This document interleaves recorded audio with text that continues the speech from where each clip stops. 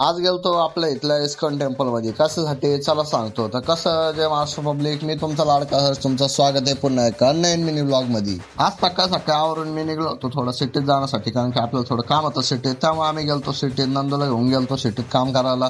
तर काम झालं ना, आम्ही आलतो घरी. डायरेक्ट घरी आल्यावर बघितलं तर पप्पा म्हणले आपलं सामान आणा जायचे. सामान आणा गेलो मस्तपैकी आपल्या रामनगरला गेलो. तिथं पप्पांनी घेतलं थोडंफार सामान घेऊन आपण निघलो होतो घराकडे जायला. पाण्याची बॉटल, थोडं चहापत्ती घेतली होती आपण.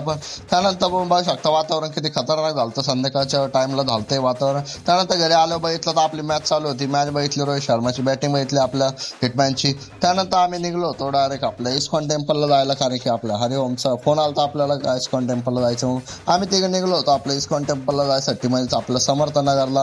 ते जाता जाता तुम्ही बघू शकता आपण गेलो क्रांती चौकला. आपल्या महाराजांचा पुतळा किती सुंदर आहे, आणि पुतळा मुजरा करून आम्ही गेलो डायरेक्ट आपल्या इस्कॉन टेम्पलमध्ये. तिथे गेलो, गाडी पार्किंगला लावली अशी भारी प्रकारे पार्किंगला लावली गाडी, आणि तिथून गेलो आम्ही आतमध्ये. तुम्ही बघू शकता मंदिर असं बाहेरून काय होतं. आतमध्ये गेलो बघितलं तर असं खूप सुंदर असं मंदिर आहे आतमधून.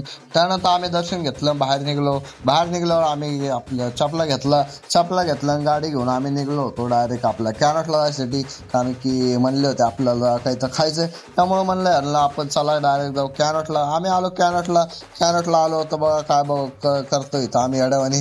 असं येड्यावून करून आम्ही गेलतो डायरेक्ट दाबेली खायला. दाबेली खाऊन आम्ही गेलतो घरी. एवढा रातचा आम्ही चाललो कुठं होतो हे पार्ट 2 मध्ये येणार आहे. पार्ट 2 बघण्यासाठी आपल्या पेजला फॉलो नक्की करा. आता भेटू आपण पार्ट 2 मध्ये.